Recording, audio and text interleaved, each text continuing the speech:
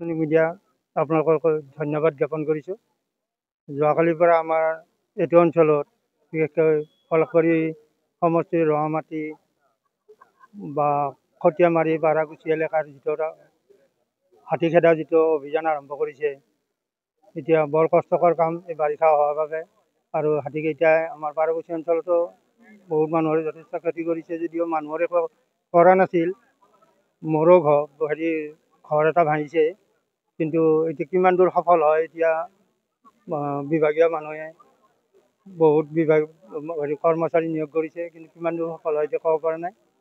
হাতীকেইটাই কিজানি ভয়ো খাইছে, ইফালে ইফালে বিচৰণ কৰি আছে এতিয়া খেদা খাই পেলাই। এতিয়া কি হয় এইটো ক'ব পৰা নাই।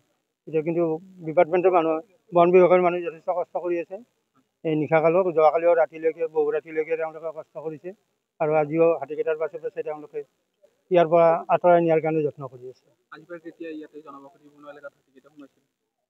জনবসতি আমাৰ এই বাৰাকুচিৰ ৰাস্তা, মেইন ৰাস্তাৰে অহা যোৱা কৰে, কিন্তু মানুহৰ একো অনিষ্ট কৰা নাছিল। কল চল খাইছে, বিজেপি খাইছে, মানুহৰ কঁঠাল খাইছে, কল খাইছে, সেইবিলাকেই খাইছে, কিন্তু মানুহৰ একো কৰা নাছিল। দুৰ্ভাগ্যবশতঃ ৰঙামাটিত সেইটো এটা এক্সিডেণ্ট এটা হ'ল।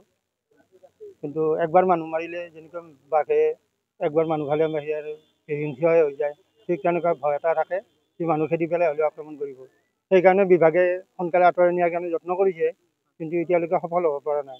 যোৱাকালিও গোটেই ৰাতি যত্ন কৰিছে, আৰু আজিও এতিয়ালৈকে, এতিয়াতো 9টা বাজিল কিজানি, 9:40 হ'ল এতিয়ালৈকে তেওঁলোকে খাদ্য পানী এৰিও তাৰমানে যথেষ্টখিনি হাতীকেইটাৰ পাছে পাছে চেষ্টা কৰি আছে। তৎপৰতা আমি শলাগ লৈছোঁ গাঁওবাসীৰ তৰফৰ পৰা, আৰু আমাক সহায় কৰাৰ কাৰণে তেওঁলোকে আগবাঢ়ি আহিছে।